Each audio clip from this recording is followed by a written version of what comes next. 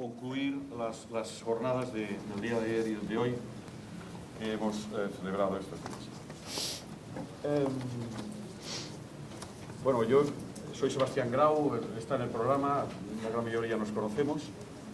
No puedo dejar de hacer algunos pequeños comentarios, tomándome la prerrogativa de actuar como moderador, para después presentaros a los intervinientes en la mesa y empezar sus intervenciones también. En primer lugar, bueno, también quería hacer notar y agradecer, no lo veo por aquí, la presencia de Pablo Nobel, que ha sido el anterior presidente de ACTU y al que debemos también en gran parte que ahora estemos aquí donde estamos. Sobre todo porque dejó las cuentas bastante saneadas. Más que eso. Bien. ¿Perdón?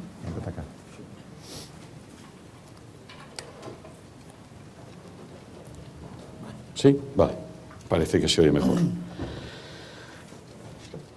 En segundo lugar, yo creo que coincidiremos en que también presentaros este marco incomparable en el que estamos hoy aquí, que solo nos falta el aperitivo, como decía ahora Pablo, para sentirnos muy a gusto con vosotros. Las jornadas estas a mí me han aportado, me han insinuado algo distinto de otras sesiones a las que hemos podido asistir, me parece. Digamos, hemos manejado muchas veces conceptos un tanto difusos, con mucho voluntarismo, como la flexibilidad de los planes o el tema de la discrecionalidad, de la modificación del planeamiento, etc. Y yo creo que estas jornadas lo que están aportando es que estamos dando un paso más en la concreción de estos conceptos. Alguna expresión de cómo puede plasmarse en la realidad estas ideas tan, hasta cierto punto, teóricas, ¿no? Evidentemente. Y en este sentido yo tengo tomadas algunas notas de algunas palabras, de algunos conceptos que creo que al mismo tiempo pueden resumir sintetizar lo que aquí se ha mencionado, ¿no? Nos hemos centrado mucho en las plusvalías, en el tema de se ha dicho hoy que las plusvalías van a ser desveladas, van a ser expuestas.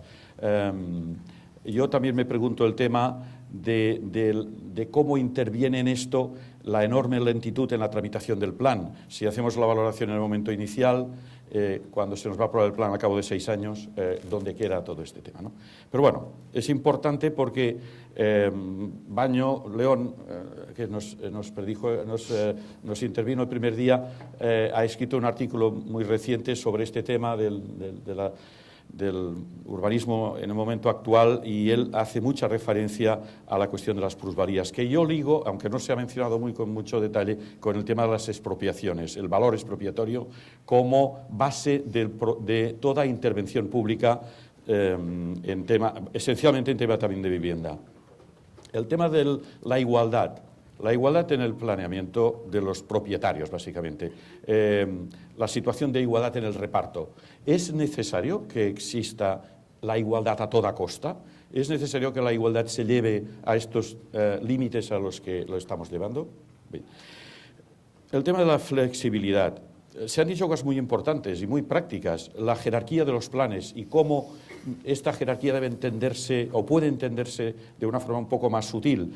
El plan como norma, hasta dónde llega la naturaleza de norma en el plan urbanístico, cómo un plan que hasta ahora hemos denominado subordinado puede incluso modificar el plan jerárquicamente superior. Se ha hablado de todo esto aquí. O el planeamiento excesivamente determinista, que también ha salido en la conferencia anterior. Se ha hablado de la modificación y de la discrecionalidad en el planeamiento. Mejorar la discrecionalidad para, al mismo tiempo, hacer caer la responsabilidad de esta discrecionalidad en las autoridades locales, básicamente. Pero esto va ligado a la madurez democrática, al control de la participación ciudadana, etc.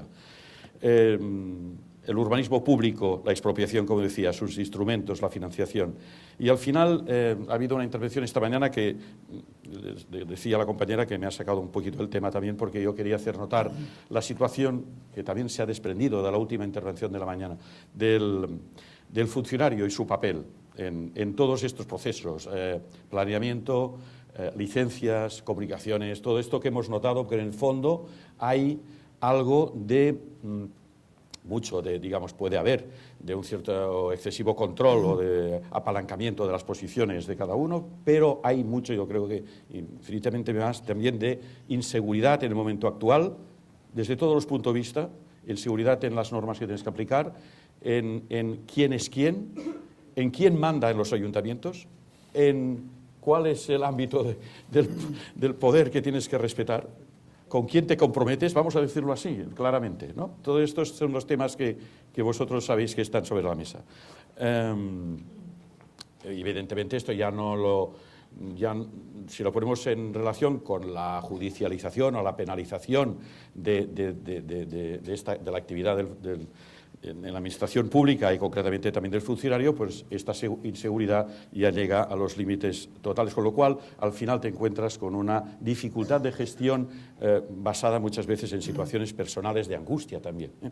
Bueno, con esto yo he querido hacer un repaso de lo que yo creo que son las 4 ideas más importantes, o por lo menos para mí, de lo que se ha dicho estos días, que también creo que puede servir un poco de orientación o de introducción a las intervenciones que van a hacer mis compañeros de las 2 mesas, que no de la mesa. Muy bien. Tenemos, por el orden en el que van a intervenir, Ignacio de la Puerta, que él, con su intervención brillante y, digamos, contundente de antes, como todo lo que hacéis allí normalmente, pues ya se ha autopresentado, director de promociones,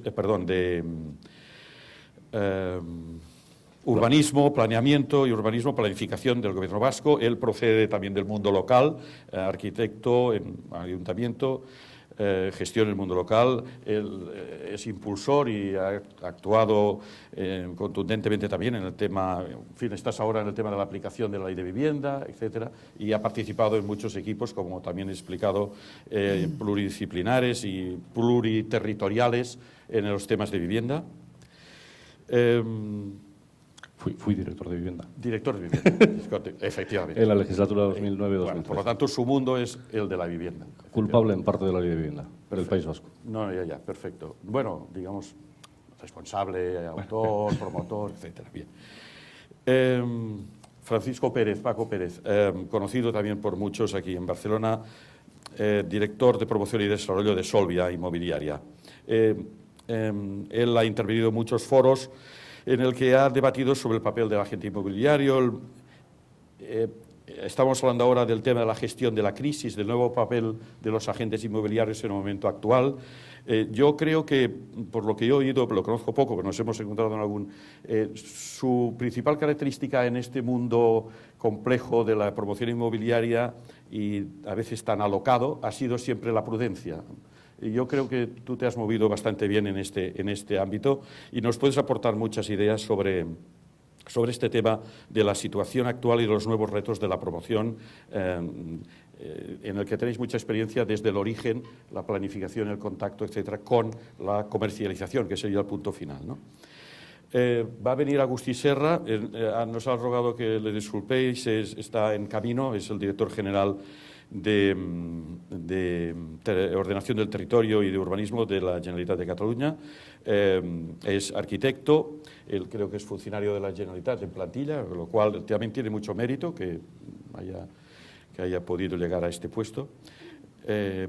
Y yo diría que es un luchador por la renovación, discreto, siempre con mucha discreción, por la renovación del ordenamiento jurídico urbanístico catalán. Está empeñado en ello, promotor e impulsor de los trabajos muy participativos, muy abiertos, con mucha colaboración incluso pues de AETU y de ACTU para la nueva ley de territorio y urbanismo de Cataluña, que se está gestando desde hace tiempo, y del que a lo mejor él ahora nos puede traer algunas últimas noticias sobre cómo está, aparte de que Pablo también ha participado más activamente en este tema.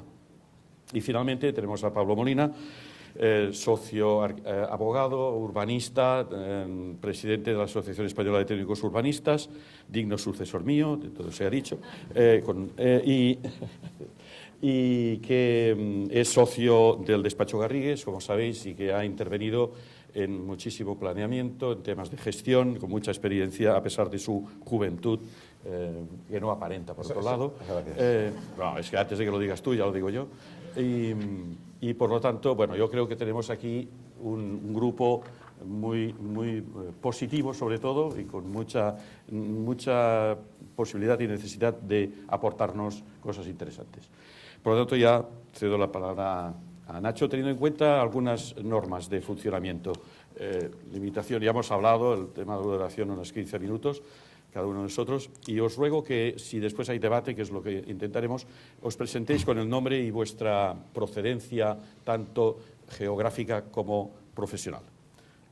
Adelante. Bueno, pues lo primero, como no, agradecer a la ETU la invitación a participar en este encuentro, que desde luego ha sido interesante y con ponentes de alto nivel que nos han dado muchísima perspectiva de por dónde estamos y dónde tenemos que ir, y donde los temas a tratar yo creo que tienen un indudable interés y buena muestra es la afluencia de toda la gente que ha asistido tanto ayer como hoy a estas jornadas.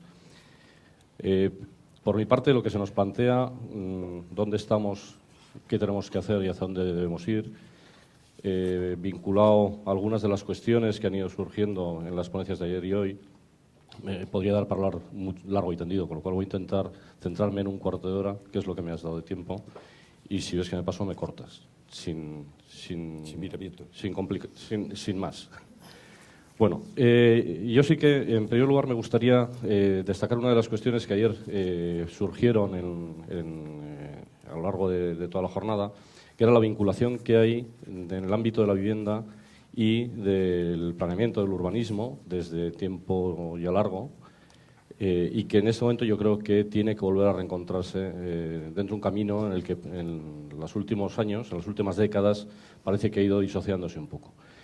Y eso, desde la perspectiva de lo que ha ido pasando en el País Vasco, que es lo que mejor conozco y por lo tanto la referencia que yo creo que puedo dar, y teniendo en cuenta el ámbito competencial en el que nos movemos, reconociendo además la singularidad del País Vasco y Navarra, que no dependemos del Plan Estatal de Vivienda y por lo tanto que nos permite tener una cierta libertad en la definición de nuestras propias políticas en materia de vivienda y también de urbanismo, lógicamente, sí que de dónde venimos han surgido algunos temas que se han planteado como elementos de futuro, como es el derecho de superficie, por ejemplo, como uno de los mecanismos de posible gestión. Y sí que me gustaría contar la experiencia que hemos tenido en el País Vasco con esto, que efectivamente a partir de los años 80 se empezó a utilizar como un mecanismo para la promoción de vivienda de protección oficial en régimen de derecho de superficie, pero que yo creo que si analizamos desde dónde viene, esa fue una de las novedades que se introdujo en la ley del 56, uno de los elementos que se valoraba además o más novedosas en aquella ley, que se traía del ámbito europeo, de las legislaciones europeas, pero que realmente no se ha llegado a aplicar prácticamente yo creo que en ningún sitio, salvo en algún elemento concesional y poquito más. Desde luego en el ámbito residencial creo que el País Vasco fuimos los primeros en utilizarlo y últimamente quizás en Madrid se ha estado empezando a utilizar en los últimos años o intentándolo, no se han llegado a hacerlo, ¿no?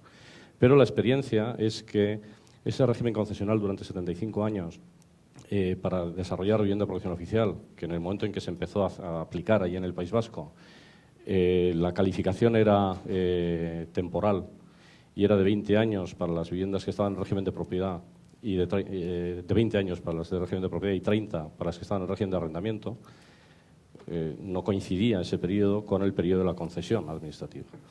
Y eso genera, lógicamente, un problema, que es el valor de ese bien inmueble una vez que pasa del ámbito de valor regulado por estar sometido al régimen de protección oficial, pasa al mercado libre, porque a los 20 años se puede vender en el mercado libre, pero como es un régimen concesional, a partir del minuto cero, realmente aplicando la fórmula de valoración que establece el Ministerio para el derecho real, que es el derecho de superficie, realmente es una fórmula logarítmica que tiene una depreciación logarítmica, con lo cual empieza a bajar su valor y, por lo tanto, a fin del periodo concesional, ese derecho de superficie llega a cero, lógicamente.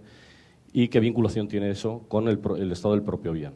Ese bien, lógicamente, cuando alguien sabe que dentro de 10 años lo va a tener que dejar a valor cero, nadie lo va a indemnizar, posiblemente su obligación de mantenimiento y conservación pues no sea la más adecuada, es decir, no haga nada, y con lo cual, cuando recuperes ese parque edificado en el año 75, cuando ha terminado esa concesión, pues vas a encontrar realmente un parque realmente decrépito.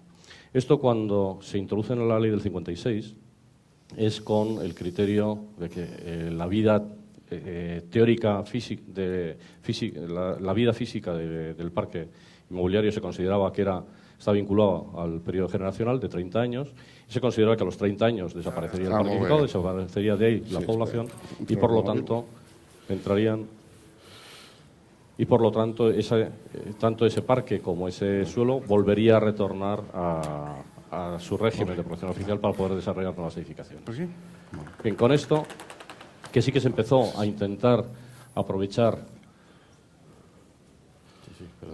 estas promociones para desarrollar unas viviendas con un valor inferior en adjudicación, porque no se le aplicaba el valor del suelo.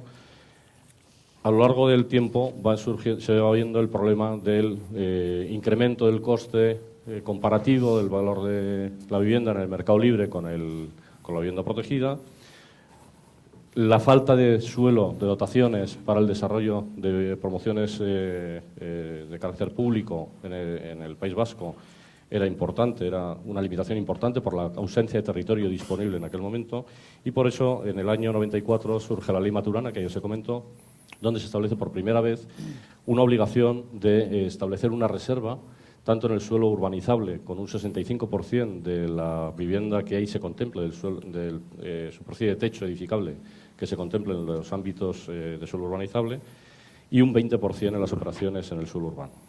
Esta ley en su momento fue pionera en el establecimiento de estos cupos, pero a pesar de que se empieza con una gran contestación en el ámbito del sector privado, sí que es verdad que se empieza a aplicar, va dando unos ciertos resultados, pero a pesar de eso se produce el boom inmobiliario. En el País Vasco no es por exceso de producción, sino al revés. Es un boom que lo que se produce es en el valor del bien inmueble por la ausencia de oferta ante la ausencia de suelo, ante la carencia de suelo, y por lo tanto con estos mimbres se empiezan a adoptar otra serie de medidas, como es en el 2003 se establece que la calificación de la vivienda de protección oficial que se desarrolla en la Comunidad Autónoma del País Vasco deja de ser temporal y pasa a ser indefinida.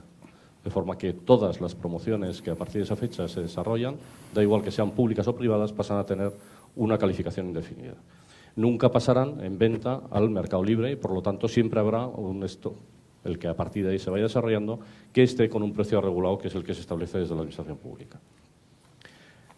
Yendo más allá, en el 2006, estamos en esa época de boom inmobiliario, insisto, en este caso, de valor del precio en el mercado libre de la vivienda en el País Vasco, y surge en el 2006 la Ley 2-2006, que a pesar de que fuimos la primera comunidad autónoma en recibir la transferencia en materia de vivienda y urbanismo, fuimos la última en disponer de una ley del suelo. Hasta esta fecha, todos los consejeros que habían intentado sacar una ley acabaron disolviendo el gobierno. Siempre se disolvía el gobierno antes de que se aprobara la ley.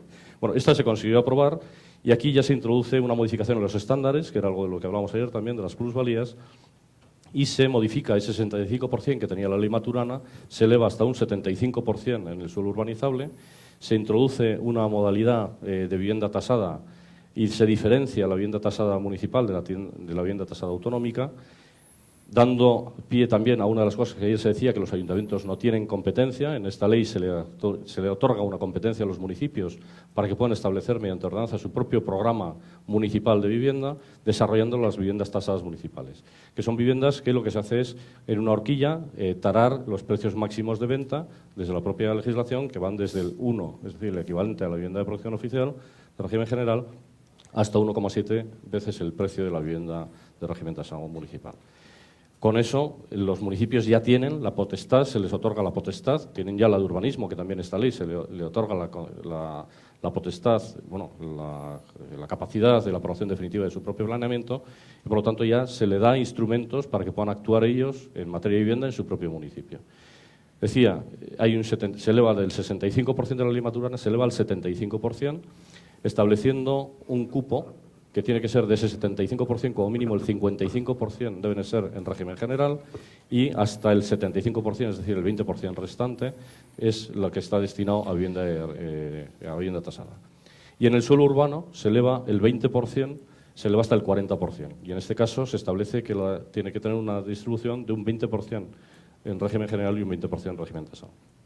Se introducen también una serie de modificaciones o de aportaciones en cuanto a definiciones que quizás en ese momento podían estar bien. Yo creo que en este momento ya están sujetos, igual que estos estándares, deben estar sujetos a una revisión, que es un elemento como es la definición de la edificabilidad máxima, que con las medidas que en este momento hay que adoptar de regeneración y especialmente intervención en materia de accesibilidad y de mejora de la eficiencia energética del parque edificado existente fundamentalmente, pero también las medidas activas y pasivas que haya que incorporar en la edificación de nueva planta, puede ser una traba para que tengan la efectividad que debería tener.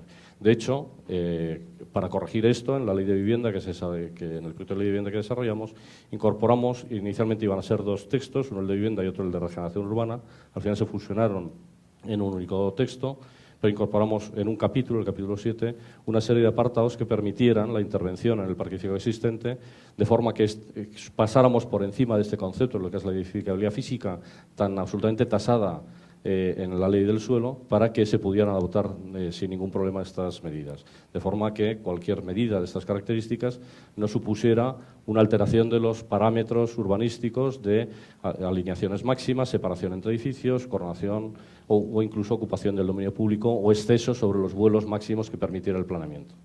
Porque los técnicos municipales, es lo que alegaban en su momento, no podemos conceder una licencia a alguien que ya tiene el vuelo máximo de 1 metro y que vaya a aplicar un aislamiento por el exterior incrementando en 15 centímetros porque está excediendo las alineaciones máximas, está excediendo el vuelo máximo y además está incrementando la edificabilidad física. Bueno, esto se corrigió de forma indirecta por otro lado, pero aún así todavía para la edificación de una planta tiene sus problemas.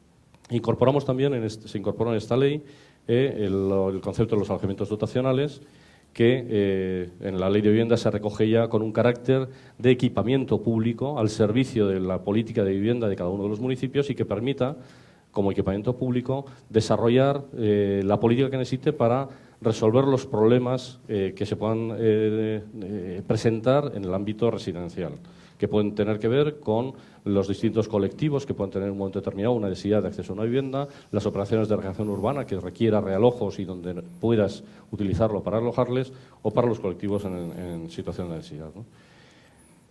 Con todo esto, empezamos ya, estando ya en la Dirección de Vivienda, empezamos a trabajar sobre el problema que había con las promociones que, iniciadas en los años 80, como decía, con ese derecho de superficie, iba a prescribir, iba a pasar el periodo de los 20 años, los 30 años, y van a poder salir al mercado. Entonces, lo que hicimos fue, teniendo en cuenta que en la Ley de Vivienda ya incorporábamos, y en el Decreto 2003 se incorporó la calificación definitiva, incorporamos la posibilidad de que todos los que tenían ese derecho de superficie fueran propietarios de pleno dominio, es decir, que adquirieran el valor del suelo también, con la condición de que la calificación que era temporal pasara a ser indefinida.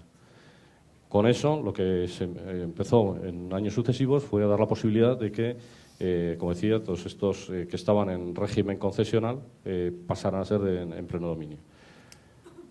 Porque realmente no nos aportaba mucho más ese derecho de superficie si tiene la calificación indefinida, que es lo que se trataba. Es evidente que si todo el parque edificado de vivienda protegida que se ha hecho en el Estado desde los años 60, que es cuando empezó a implantarse, mantuviera en este momento su régimen de calificación y, por lo tanto, el precio regulado, el sector inmobiliario tendría otros precios tanto en el alquiler como en la venta, ¿no? Bien, a partir de ahí iniciamos una serie de trabajos, a partir del Pacto Social por la Vivienda, desarrollamos el inventario de barrios vulnerables, teniendo claro que los objetivos que se nos están marcando desde la Unión Europea y además como convicción propia, que donde tenemos el reto fundamental, y ha salido en estas jornadas, es en la intervención en la ciudad consolidada, en la ciudad existente, en todo este parque edificado construido en los años 40, 50, 60, ¿no?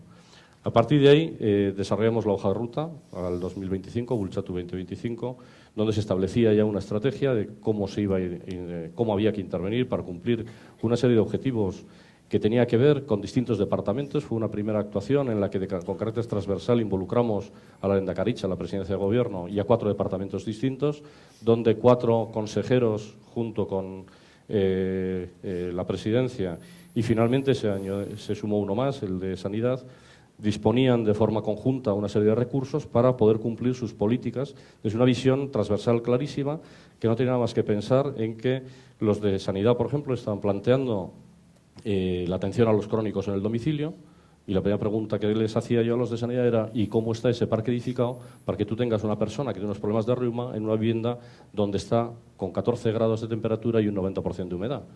Igual resulta que su enfermedad procede de las condiciones de habitabilidad de esa vivienda. Luego, en lugar de gastarte recursos en atenderle, ¿por qué no aporta recursos para dejarle unas condiciones de vivienda y quizás su enfermedad se pase? Lo mismo pasaba en el aspecto social. El coste que nos cuesta a todas las administraciones el proceso de atención a los dependientes en sus domicilios, muchas veces porque no tienen forma de salir de la vivienda, porque no tienen unas condiciones de accesibilidad adecuadas, bueno, pues simplemente mejorando su accesibilidad posiblemente también vuelva a incorporarse a su sociedad y a la sociedad, y aunque tenga una cierta necesidad de atención, quizás ya no sea al 100% de las horas del día y sea una atención de menor carácter. Lo mismo al Departamento de Industria, que a través del EVE, del Ente Vasco de la Energía, establecía unos objetivos de reducción del consumo energético al año 2020, donde al parque edificado le exigía que se redujera, para cumplir con el 2020, le exigía que se redujera un 8,2%. Bueno, eso, viendo la perspectiva de edificación de nueva planta, algo se iba a conseguir, estábamos estimando que un 0,9%, pero el resto o se le aplicaba sobre el parque edificado también existente o no había forma de conseguirlo. Es decir, incluyendo todas las estrategias que desde distintos ámbitos sectoriales se estaban estableciendo y que el soporte estaba en el parque edificado, poniéndolas en común, al final se estableció esa hoja de ruta Bultxatu 2025. ¿Qué es lo que en este momento ya, con la ley de vivienda aprobada, con el Real Decreto 7/2015, en el que personalmente me gustaría también hacer una crítica, porque si ya habíamos llegado a un consenso general en definición de términos, está bien que incorpore un capítulo de definición, pero es que en su propio título yo creo que incorpora un error garrafal cuando habla de rehabilitación urbana. Y además lo justifica en el preámbulo diciendo que es que rehabilitación urbana engloba los conceptos de rehabilitación, regeneración y renovación urbanas. Pero luego en todo el articulado, efectivamente, diferencia rehabilitación edificatoria, regeneración y renovación urbanas, que son conceptos radicalmente distintos y que la rehabilitación del edificio no incorpora todo lo que conlleva la regeneración urbana. Pero el título al final se ha quedado rehabilitación urbana y está ya otra vez la gente hablando de rehabilitación urbana confundiendo lo que son conceptos que son radicalmente distintos, ¿no? Y sin entrar eso en las indefiniciones jurídicas que a lo largo de todo su texto se deja. Pero sí que es bueno poner en valor la incorporación de mecanismos para intervenir en el medio urbano, igual que en la Ley de Vivienda se incorporó en el capítulo 7, de una serie de mecanismos que posibilitaban todas estas herramientas que se trasladan del acervo cultural que teníamos ya del planeamiento general, de trabajar en los ámbitos de suelo urbanizable fundamentalmente, se trasladan de alguna forma hacia la intervención en el suelo urbano. Y sí que me gustaría también, simplemente un inciso, que es poner en valor la participación. Ayer se ponía en duda si la participación era buena o era mala, o se creía o no se creía en ella. Y yo, sinceramente, soy un fiel defensor de la participación, pero siempre con un cierto sentido de con quién se participa, por qué se participa y para qué se participa. No es participar por participar. Ya estaba en la legislación contemplado eso, y cuando me tocó desarrollar en el municipio el plan general, fue el primer municipio en el que lo desarrollamos a través de una visión estratégica, desarrollando el plan general mediante un plan estratégico municipal, donde dimos acceso. Yo entendía que no éramos quienes para decidir qué es lo que se tenía que hacer en la ciudad, sin contar con que los agentes principales que actúan en la ciudad decidieran por sí mismos, y los agentes son desde los niños hasta los últimos agentes más importantes, decidieran qué es lo que querían hacer con su ciudad en el futuro, que decidieran cuál iba a ser su ciudad del futuro. Y a partir de ahí trabajamos en ese proceso, trabajamos también en el Gobierno con esos criterios y, pues bueno, no en vano, en el año 2011 la ONU nos concedió, dentro de 400 experiencias en todo el mundo, el primer premio por el proceso de participación público en la política de vivienda. Con lo cual, sigo siendo defensor, creo que hay que hacerlo, pero creo que hay que hacerlo sabiendo por qué, para qué y cómo se desarrolla, ¿no? Y no sé si tengo más tiempo o lo dejo. No, estás casi al final ya. Sí. Bueno. Bueno, pues entonces, ¿qué vamos a hacer a partir de ahora? Pues, por un lado, vamos a actualizar el inventario de valores vulnerables que teníamos, vamos a meternos a explotar de forma transversal con el área de vivienda toda la base de datos de la Inspección Técnica de los Edificios, Tendremos que validar todo eso, que una de las conclusiones del informe, del diagnóstico que hemos hecho sobre las comunidades autónomas, lo que muestra es que nadie se cree la validez de los certificados de eficiencia energética, algo más la validez de los instrumentos de inspección técnica o los informes de evaluación del edificio, pero no deja de ser al final una base de datos, desde luego, más fiable que lo que hay en el censo, que el del 2011, siendo estadístico, pues la verdad es que la validez de eso es bastante dudosa. Vamos a desarrollar la hoja de ruta que estaba con el objetivo al 2020, lo vamos a llevar al 2050, teniendo en cuenta la directiva, el artículo 4 de la Directiva 27 de 2012, desarrollando planes de acción que inevitablemente van a recaer en los municipios, en barrios de los municipios, y por lo tanto yo creo que el papel que los ayuntamientos tienen en este nuevo tiempo es fundamental. Creo que en esta línea es importantísimo que cambie el papel de las administraciones públicas todas, pero sobre todo las más cercanas, que son los ayuntamientos, de una posición, digamos, pasiva de atención desde el servicio público a la demanda de los ciudadanos, a una posición activa, proactiva, intentando incentivar las actuaciones, porque la revisión que en este momento se está haciendo de la Directiva 27-2012 en la Comisión Europea, lo que va a fijar es como objetivo que en el 2050 todo el parque edificado existente o de nueva planta sea de consumo energético casi nulo. Se están centrando exclusivamente en ese aspecto, digamos, energético. Es una crítica que yo he hecho también en Europa y que ya empiezan a aparecer pues en los programas, en el Horizon 2020 y en algunos párrafos de las directivas, donde esos retornos que esta mañana se hablaban siempre se han centrado exclusivamente en el aspecto monetario, económico, cuántos ingresos hay y cuánto nos ha costado, y entonces vemos si tiene un retorno o no. Pero desde la administración pública yo creo que lo que hay que ver es también los retornos sociales que se producen, que son difícilmente evaluables. Los podríamos evaluar en cuánto nos hemos ahorrado en esos costes de atención sociosanitaria, pero también cuánto vale que una persona vuelva a la calle a poder relacionarse con sus ciudadanos.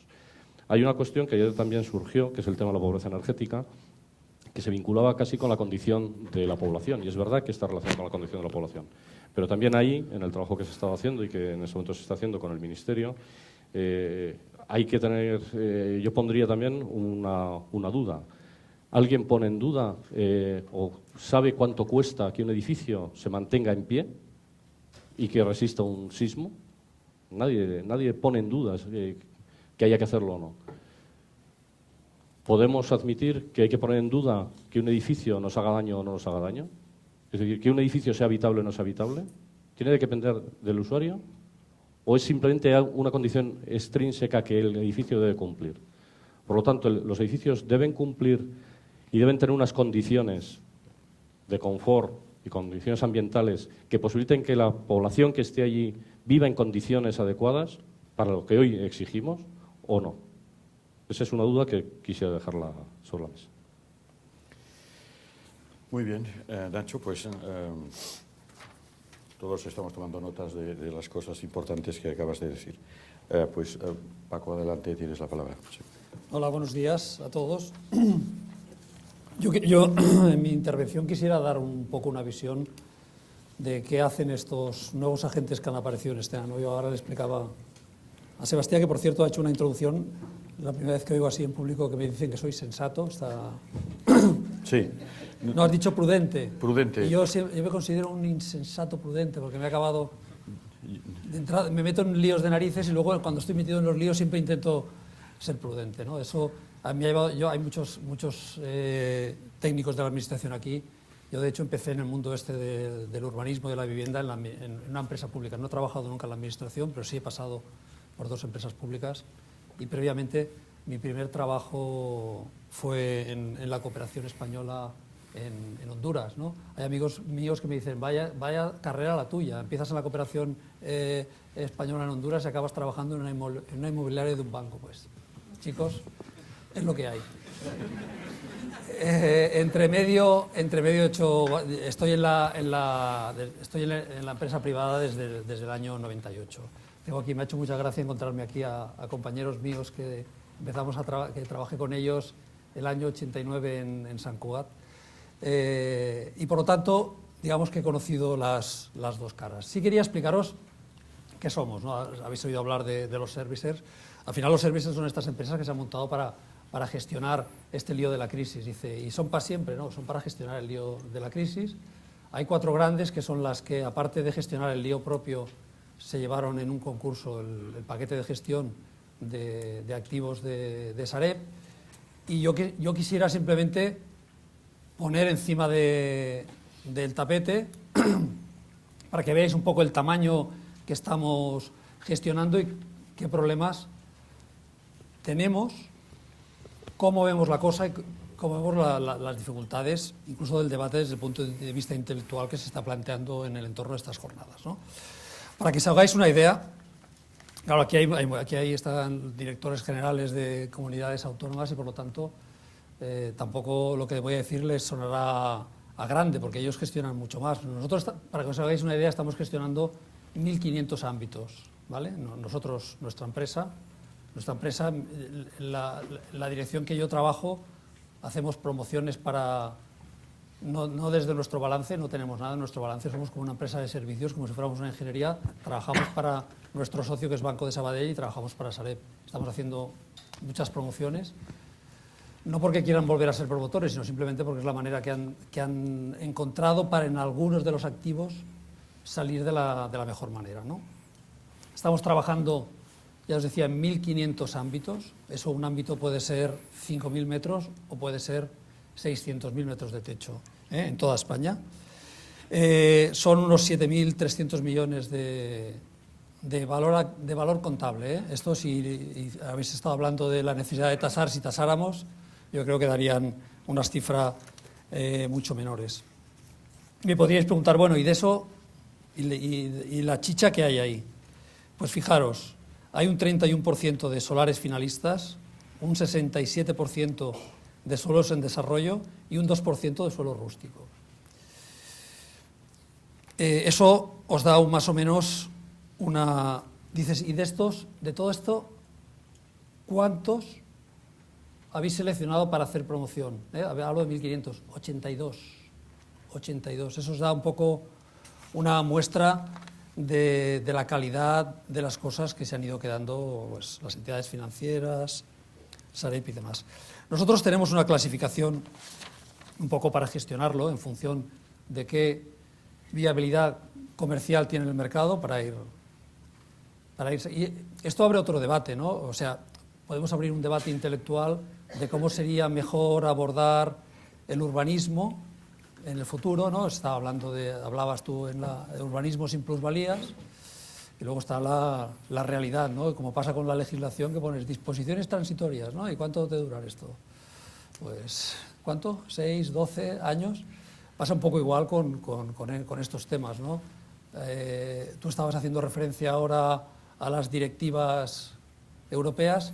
Yo, cuando se abre este tema, que es uno de los temas que, aparte de salir en el debate, nos ha enviado unas notas previamente el moderador para incitarnos intelectualmente sobre este tema. Es un tema complejo, ¿no? Al final, la resolución de la crisis que se eligió desde el punto de vista de la Unión Europea para España es una salida lenta. Fijaros lo que dijo: el lío que tienen ustedes en España con las entidades financieras no nos cabe, porque no nos cabe de solución rápida. Vamos a buscar una vía lenta, que es crear Sareb, y vayan ustedes desaguando activos durante los años de forma ordenada, porque no tenemos dinero suficiente para poner. Sabéis que Grecia dijo, yo quiero crear un Sareb como España. Y dijeron, tú quietecito, es que si tengo que liquidar los activos, perderé mucho. No te preocupes, te ponemos el dinero y liquidas, pero de la crisis sales rápido. Nosotros, respecto a esto, saldremos mucho más lento, porque ya estamos gestionando 1.500 sectores, y ahora explicaré un poco las consecuencias de esta gestión lenta. Lo saco porque hay que cumplir una directiva europea, por un lado, que nos dijo, señores, ustedes van por el camino lento, y ponemos encima de la mesa el urbanismo sin plusvalías. Bueno, pues alguien que module cómo se hace eso, pero realmente es complicado, ¿no? Porque es la vía que ha elegido hoy por hoy, digamos, el ente que está rigiendo un poco y que además ayudó a través de los mecanismos europeos a poner el dinero para poner un viso de realidad un poco también en el debate intelectual sobre estos temas. Fijaros algunos, ¿cuántos metros de techo estamos gestionando? Son casi 16,5 millones de techo. Hay un ejercicio muy interesante. Como son sectores que muchos de ellos pues, tienen planeamiento en distintas etapas, si miramos las cargas que tienen respecto al valor bruto que os he dado, que no tiene nada que ver, ¿qué inversión habría que hacer? Habría que hacer, os decía, valor bruto 7.300 millones de euros. Las cargas urbanísticas que llevan asociados esos sectores equivalen al 60% de esa cantidad, ¿no? Estamos pensando, dices, ostras. Vayamos más adelante y veamos de ese conjunto de sectores, suelos a impulsar. Nosotros hacemos una clasificación, decimos suelos a impulsar, son aquellos que les vemos una viabilidad económica y que por lo tanto deberíamos trabajar en planeamiento, gestión, en inversión, en urbanización, porque tienen sentido. Suelos a gestionar son suelos que no le vemos mucha comercialización, pero sí pensamos que tiene sentido, que la tendrá algún momento y hay que acabarlos de gestionar. Y luego hay unos suelos que llamamos de reacción, que simplemente lo que estamos es un poco haciendo de portero, ¿no? Que no te metan los goles, porque ya os explicaré con qué problemas nos encontramos. Luego los suelos de latencia, que son los suelos que están ahí pastando tranquilamente. ¿Qué porcentaje tenemos? Tenemos un 1,5% de los metros de techo están en suelos a impulsar, con viabilidad económica. Un 7,6% son suelos a gestionar, que le vemos viabilidad en algún momento para acabar la gestión urbanística, pero no para invertir. Un 27% suelo de reacción. Son estos suelos que estamos ahí intentando. Cuando digo hacer de portero, ¿qué significa? Hoy por hoy, en muchas comunidades autónomas donde hay agentes urbanizadores, aunque os parezca mentira, nos seguimos encontrando con agentes urbanizadores que no tienen ni un solo metro de techo de propiedad y que en muchos casos al ayuntamiento también interesa, por la razón que sea, quizá porque tienen un endeudamiento en una sociedad y se han puesto de acuerdo con la entidad financiera que si ese desarrollo que tiene un agente urbanizador tira adelante, el suelo de aprovechamiento medio lo pondrá en garantía de no sé qué. Entonces estamos en muchos sectores que no tienen ninguna viabilidad ni la tendrá, teniendo que invertir, teniendo que pagar cargas urbanísticas, simplemente porque la tramitación urbanística sigue adelante. Ya sabéis cómo va esto, ¿no? Que al final tiene una carga urbanística, o la pagas o acaban embargándote. Estos son los suelos de latencia, los suelos en los que ni siquiera tenemos que hacer de portero son casi un 64%. Esta es la situación con la que nos encontramos de verdad. O sea, hoy por hoy tenemos todos estos sectores, estamos trabajando para nuestros clientes, tenemos un equipo de profesionales internos y externos que se ocupan de la gestión de todo esto. En algunos sitios participamos de forma muy activa porque lo encontramos, en otro de forma más pasiva. Yo hice un ejercicio, sabiendo cuando me propusisteis venir aquí, que es coger a todos los profesionales que tenemos trabajando internamente en plantilla y preguntarles un poco el objeto de qué veis que deberíamos mejorar en el ámbito de la gestión urbanística y del urbanismo. No sé si está bien o está mal, porque al final, cuando lo traduces en ítems, te salen cosas que a mí me parecen muy antiguas, ¿no? O sea, es que volvemos, es casi como... Lo que pasa es que me está pasando con muchas cosas, que parece que muchas discusiones que habíamos tenido hace 20 años vuelven para atrás y se vuelven a plantear en los mismos términos que las discutíamos hace 20 o 25 años, ¿no? Entonces, se traducen en... claro, nosotros trabajamos en toda España, por lo tanto, 17 comunidades autónomas, legislaciones distintas, pero bueno, esto ya lo tenemos asumido, no hay otra cosa, 9.000 ayuntamientos, es lo que hay. Pero sí que te hablan de inseguridad jurídica, ¿no? Son estas cosas que yo empecé en esto hace el año 89, y empecé a hablar de esto. Sí sale ahora cosas que seguro que habéis ámbitos demasiado grandes, por lo tanto necesitaríamos, en muchos casos ahora no tienen viabilidad, habría que necesitar hacer polígonos y fases, cargas urbanísticas en muchos casos que están absolutamente desfasadas, en algunos casos de 300 y 400 euros por metro de techo, que luego hacen inviable, hacen muy difícil, ¿no? Esto y hablar luego como de vivienda asequible, pues no sé cómo cuadra.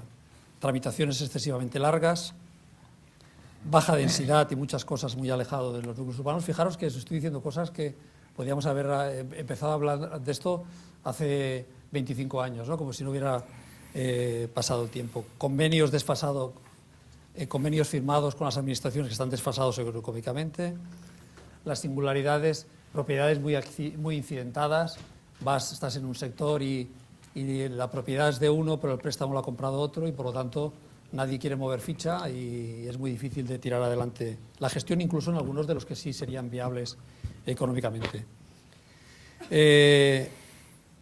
Otra de las cosas, planeamientos muy deterministas. A mí me gustaría encontrarme un planeamiento donde se pudiera hacer, yo creo que, no sé, tengo aspiración a verlo, un planeamiento donde pudiéramos hacer vivienda protegida e industrializada, ¿vale? Es imposible, ¿no? Porque los pocos casos que ha habido aquí en Cataluña, y yo lo he vivido directamente con algunos ARES, donde había altísimos porcentajes, luego es tan determinista que te pones a ver dónde se puede hacer el régimen general, el especial, y no puedes. En vez de dar un gálibo y haz lo que puedas, ¿no? Y ya intenta hacer vivienda barata, tiene tantas especificaciones que al final acabas haciendo vivienda protegida al mismo precio que haces la vivienda libre, prácticamente, ¿no? Yo, para acabar ya, y entrando en alguna de las sugerencias que tú nos hacías, el tema de...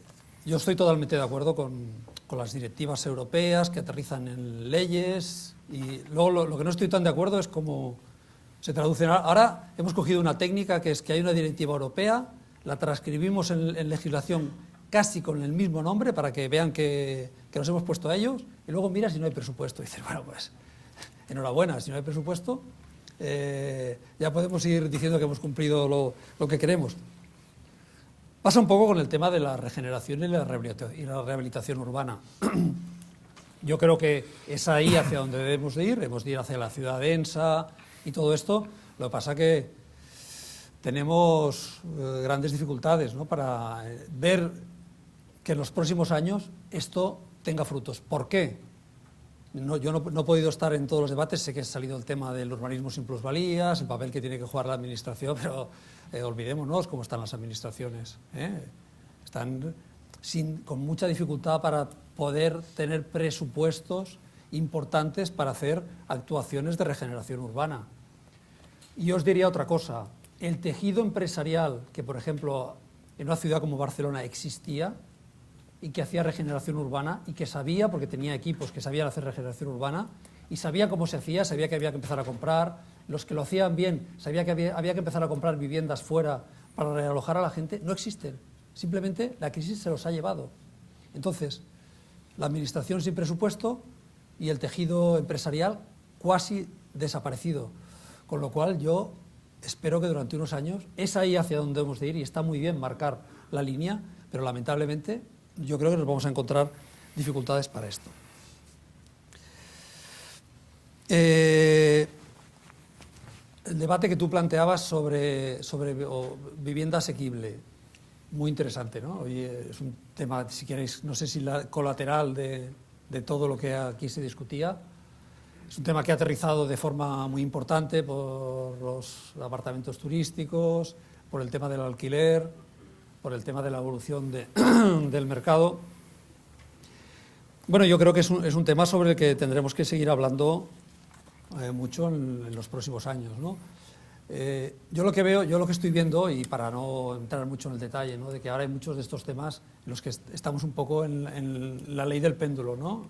Hay un problema, y hay un problema de verdad, no es un problema, y nos vamos muy para allá, ¿no? Entonces, yo que he participado en la comisión esta de expertos sobre el tema de de la ley de arrendamientos urbanos aquí que salió en Cataluña, pues tengo la sensación de que a veces las propuestas que hay y que las conclusiones se modulan, pero luego hay ciertas intervenciones. Yo creo mucho en las propuestas que dan varias vías, ¿no? O sea, que tú puedas seguir la vía de yo me muevo en el mercado privado como quiero, y si usted quiere situarse y, por ejemplo, el debate, para entrar directamente, topar los precios del alquiler en la ciudad de Barcelona, elija. Si usted tiene una vivienda, si usted es un propietario privado, este es un debate que en un país como este, donde el 80 y pico % de las viviendas en alquiler están en manos de familias, según cómo lo aterrices, puede provocar el efecto contrario, ¿no? Y volver otra vez, tenemos un 30 y pico % de vivienda en alquiler,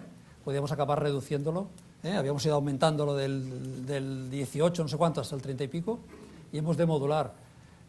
¿Son medidas que se pueden aplicar? Desde mi punto de vista, que se deben poner encima de la mesa, sí, quizá como alternativa, ¿no? Un poco con el modelo alemán, que tú puedes elegir, si tú quieres tener tu vivienda sometida a precios topados, sitúate ahí, tendrás desgravaciones fiscales, te asegurarán el cobro de las rentas.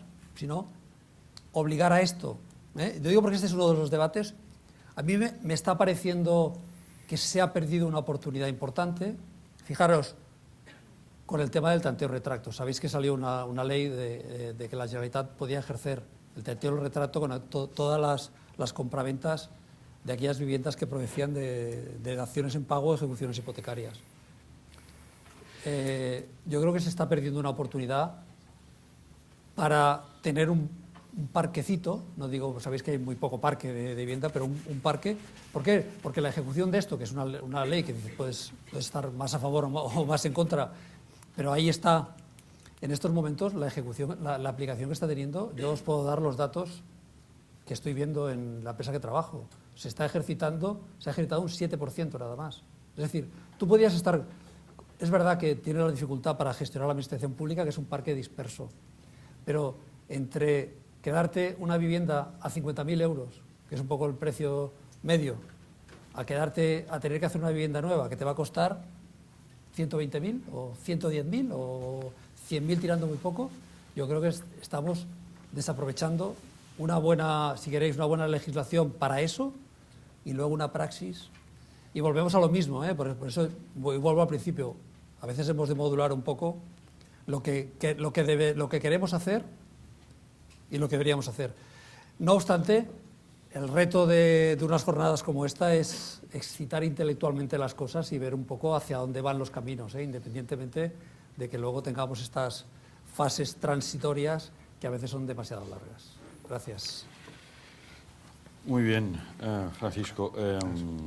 Estaríamos, yo creo, bastante más rato oyéndote y a lo mejor insinuando líneas de las que tú has simplemente apuntado, porque yo creo que esto es en el fondo lo que nos gusta oír también, muchas cosas de las que desde el mundo del operador urbanístico a veces se nos escapa en la realidad, ¿no? Muy bien, tendremos oportunidad, supongo, en el debate de volver sobre él. Ahora le toca el turno a Agustí. Ya te he presentado más o menos al principio, en la gran mayoría nos conocemos, y por lo tanto ya directamente tienes la palabra. Perfecto. Vamos a ganar tiempo. Muy bien, muchas gracias. Bueno, antes de todo, por un lado, agradecer, digamos, a la agrupación de técnicos de urbanistas de Cataluña y, evidentemente, a la Asociación Española de Técnicos Urbanistas por tener, digamos, la posibilidad de hoy estar con vosotros. Y luego, en segundo término, pues corresponde, digamos, pedir disculpas por el retraso, digamos, de estar aquí puntual al inicio de esta mesa, bueno, o de esta ronda, digamos, que hemos organizado. A ver, de hecho, algunos de vosotros habéis asistido recientemente en alguna conferencia, alguna charrada que hemos dado a lo largo, digamos, de lo que es este proyecto que estamos llevando a cabo desde el Gobierno de la Generalitat y concretamente desde el Departamento de Territorio y Sostenibilidad, que es esta ley, la Ley de Territorio. Entonces habéis tenido la oportunidad, digamos, de algunos de vosotros de escuchar un poco cuál es este gran proyecto que estamos llevando a cabo. Pero lo que sí que es evidente es, digamos, conocer o saber por qué hemos llegado aquí, ¿no? Y entonces, ¿qué nos ha llevado? Ayer, en algún escrito que nos envió, digamos, desde la organización, se nos dijo, bueno, ¿y qué hemos aprendido de la crisis, ¿no? ¿O qué ha sucedido con esta crisis? Bueno, es evidente que lo que ha sucedido en esta crisis es que ha habido un cambio importantísimo, radical, desde las tres componentes, ¿no? La componente social, económica y seguramente ambiental, ¿no? Entonces, bueno, pues los que gestionamos, antes, digamos, se ha hablado desde el lado de la promoción, desde el lado, digamos, inmobiliario y tal, ahora pues desde el lado, digamos, de la administración, los que gestionamos, digamos, lo que es el urbanismo del día a día, ¿no? Del planeamiento urbanístico, etcétera, pues estamos en un marco legislativo pues radicalmente descontextualizado.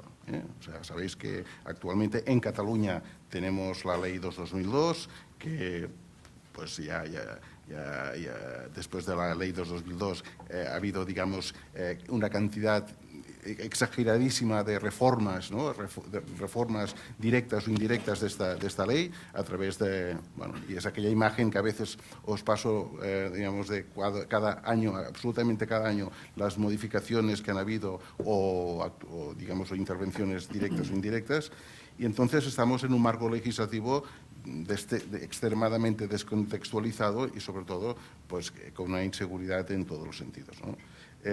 Nosotros hace aproximadamente 3 años decidimos, digamos, llevar a cabo una nueva legislación. No es una legislación urbanística solamente, es una legislación, por eso le llamamos la Ley de Territorio. Es una ley, digamos, que incorpora la ley digamos, la basante de lo que es la planificación territorial, la ordenación territorial, el urbanismo, el paisaje. Es muy importante. En el año 2005 en este país se hizo la primera ley de paisaje. Es una excelente ley, pero es una ley hoy totalmente insuficiente. Por otros, o sea, por distintos motivos, pero básicamente porque es una ley que no incide en el planeamiento urbanístico o no incide lo suficiente en el planeamiento urbanístico o en la ordenación territorial, ¿no? Entonces, esta ley de territorio, como os he dicho antes, hace 3 años iniciamos el proceso de trabajo. Ha sido un proceso extremadamente participado en distintas fases. Sigue siendo un proceso extremadamente participado, dado que ya os anuncio que la semana que viene ya inicia su trámite, su primera fase de trámite, y pronto, de aquí un mes y medio, pues tendréis, si queréis, la oportunidad de participar en los distintos actos de información pública que llevaremos a cabo, con la intención de que sea una información pública muy participada, porque evidentemente si queremos que sea una buena ley y una ley que nos sirva a todos, tiene que ser una ley que llegue y que también reciba, ¿no? Entonces, pues estamos programando estos actos de información pública, que será seguramente a lo largo de la segunda quincena de mayo y del mes de junio. Pero, como os decía al principio, el problema que tenemos hoy pues es este, ¿no? Tenemos un planeamiento excesivamente, digamos, de tramitación extremadamente lenta. Bueno, hoy llevo muchos datos, no creo que en este plazo de 15-20 minutos me dé tiempo, digamos, a citarlos todos, pero, por ejemplo, quedaros con una cifra. Por ejemplo, cuando tramitamos planeamiento general, los famosos POMs, que, por cierto, todavía estamos a menos de la mitad de los municipios de Cataluña que hayan actualizado su planeamiento a la ley del 2002, o sea, que tengan POM, con lo cual también esto es muy significativo. Pues bueno, pues resulta que la sorpresa es que, digamos, hemos analizado el tiempo, ¿no? de redacción y tramitación, de los POMs. Pues estamos en Cataluña en promedio de 8,5 años, o sea, 8 años y 5 meses. Esto es tremendo, esto es gravísimo, ¿no?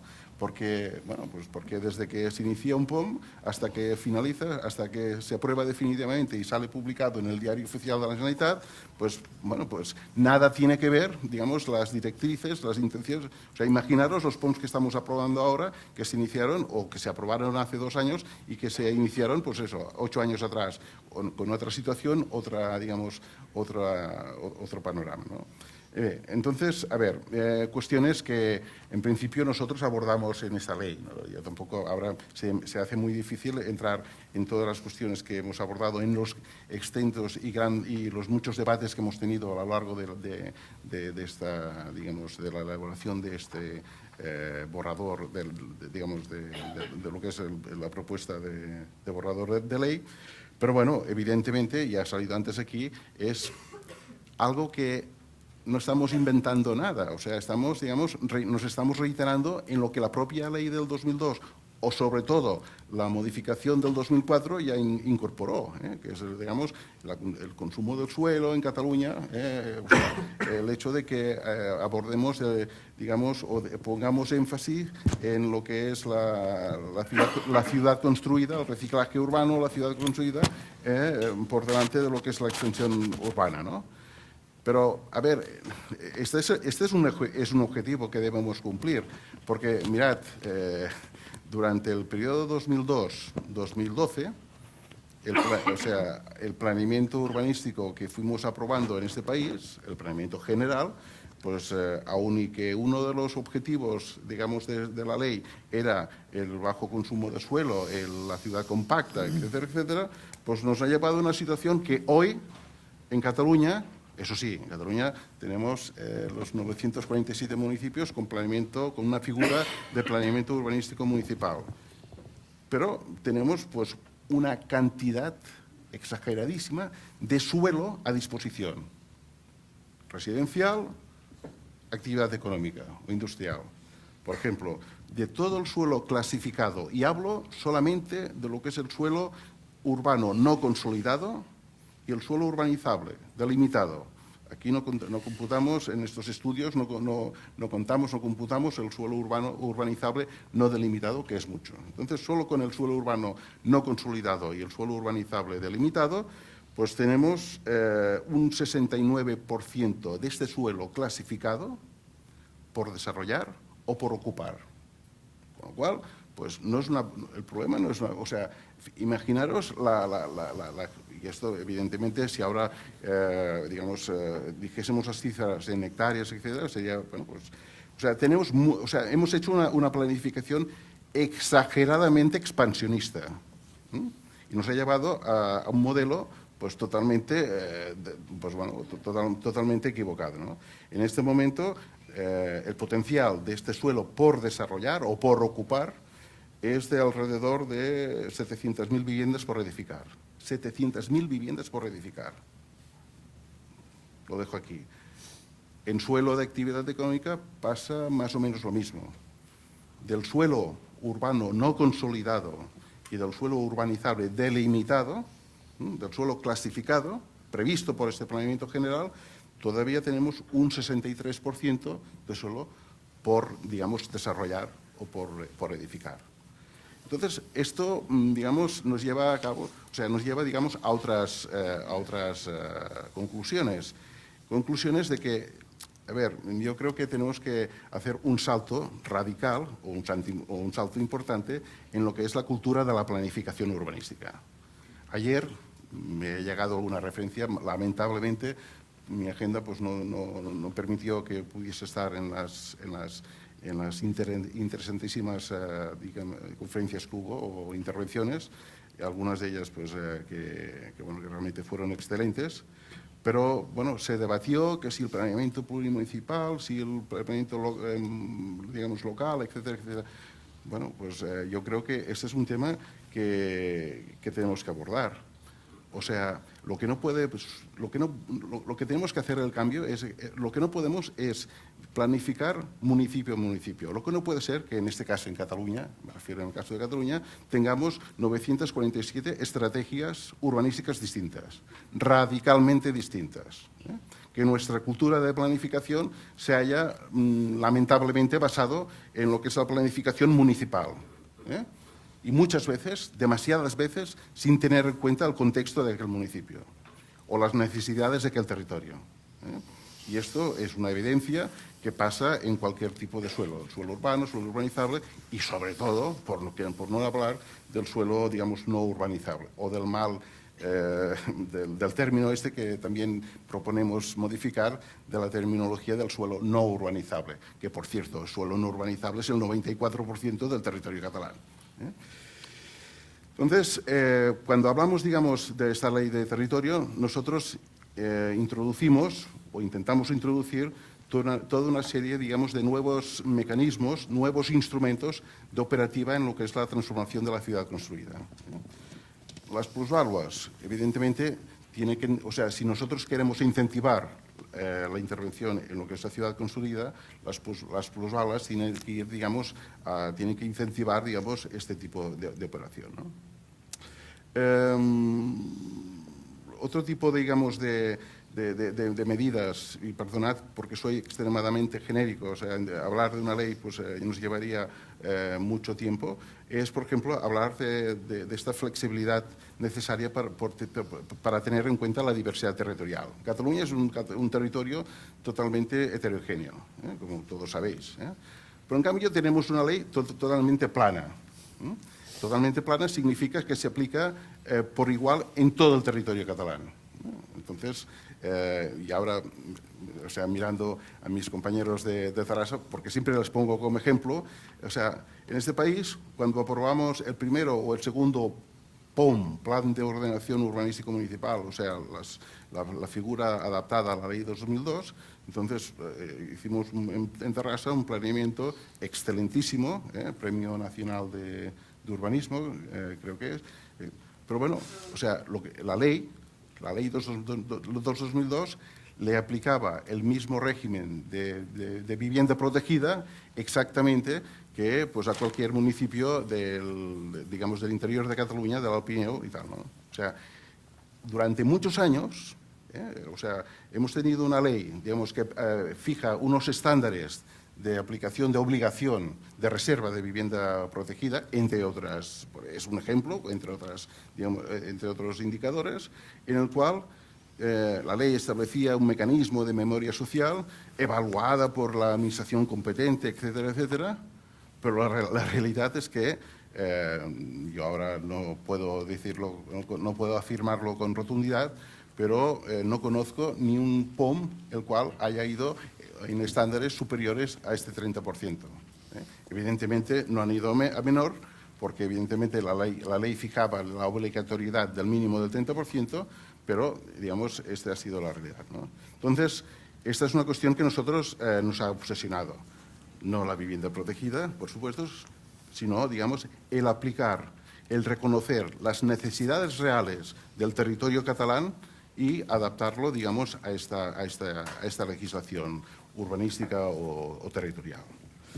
En fin, aquí llevaba algún indicador. Tened en cuenta que más de la mitad de los municipios de Cataluña, más de la mitad de estos 947 municipios, son municipios de menos de 1.000 habitantes. Entonces,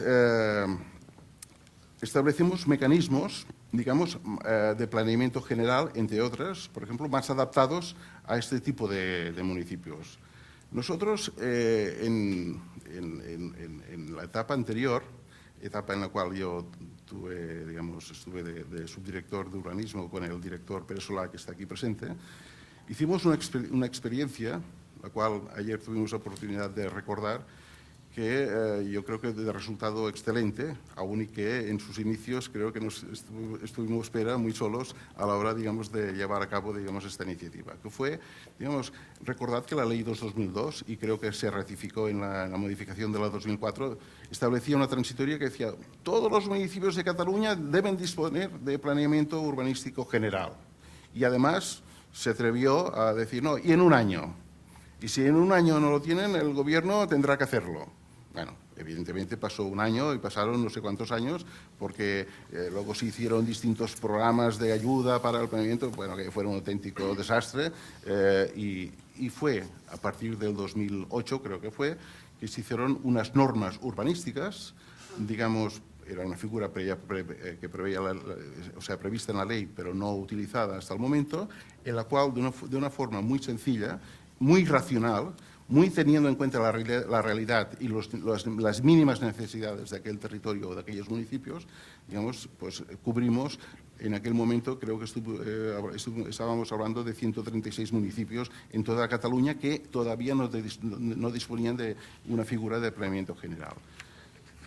De estos 136 municipios, hoy 96 todavía, digamos, están con estas normas y la mayor parte, pues, digamos, tienen ya hoy, digamos, vigencia indefinida y realmente, pues, cuando hablas con ellos no se plantean, digamos, cualquier cambio. Entonces, nosotros, a nivel de planeamiento general, bueno, pues, digamos, planteamos lo que es el plan estructura y el plan local. Sobre todo, lo importante es entender qué es el plan estructura. Incentivamos, a través de la ley, algo que tampoco estamos innovando, estamos recuperando una vieja práctica o una vieja idea que lamentablemente con la práctica del urbanismo a lo largo de estos últimos 30 o 40 años pues se ha perdido, que es, digamos, la intermunicipalidad o la plurimunicipalidad, digamos, el planeamiento. Entonces, cuando hablamos, por ejemplo, de competencias municipales, las derivamos o las relacionamos muy directamente con el carácter de planeamiento general, plurimunicipal o intermunicipal, etcétera, etcétera. Antes he hablado de parámetros, de parámetros mínimos de protección. Podríamos hablar, digamos, de sistemas. Evidentemente, tenemos que proporcionar, o sea, tenemos que buscar una relación, una proporcionalidad de estos estándares mínimos de sistemas en función también del tipo de municipio, en función del tipo de necesidades, ¿no? Por ejemplo, pues, bueno, y esto es un avance, ¿no? Por ejemplo, en el suelo de actividad económica, pues el suelo de actividad económica, mediante esta ley nos hemos planteado el hecho de que no tenga que haber un estándar mínimo de sistemas, de zonas verdes o de equipamientos.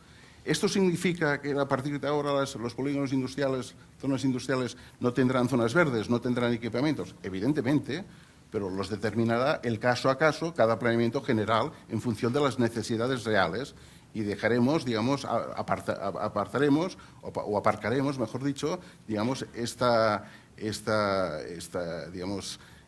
situación un poco a veces hipócrita de aplicar el 10% mínimo o el 5% mínimo, ¿no? Entonces, es razonable que en función del caso a caso, en función de las necesidades, pues tengamos en cuenta, digamos, cuáles son los estándares o las superficies que tengamos que cumplir, ¿no? Entonces, antes he hablado de planeamientos muy rígidos, muy detallistas. Es evidente que tenemos que cambiar esta cultura. Tenemos el plan estructura y el plan local. Digamos, el hecho de desdoblar lo que es actualmente el planeamiento general, el POM, en lo que es el plan estructura, el plan local, tiene mucho que ver, digamos, con esta agilidad en la tramitación y con esta flexibilidad. Nosotros pensamos que, digamos, el poner a disposición suelo de nueva extensión tiene que ser a partir de ahora una excepción. Pero en cualquier caso, este suelo de extensión tiene que ser un suelo, digamos, con una vigencia temporal. O sea, el suelo de nueva extensión tiene que ser un suelo que se pueda desarrollar en los próximos 6 o como mucho 12 años. Esto tiene que ver, digamos, con mecanismos de renovación de agendas urbanas, etcétera, etcétera. Entonces, digamos, los derechos de este suelo de extensión los limitamos temporalmente a su desarrollo.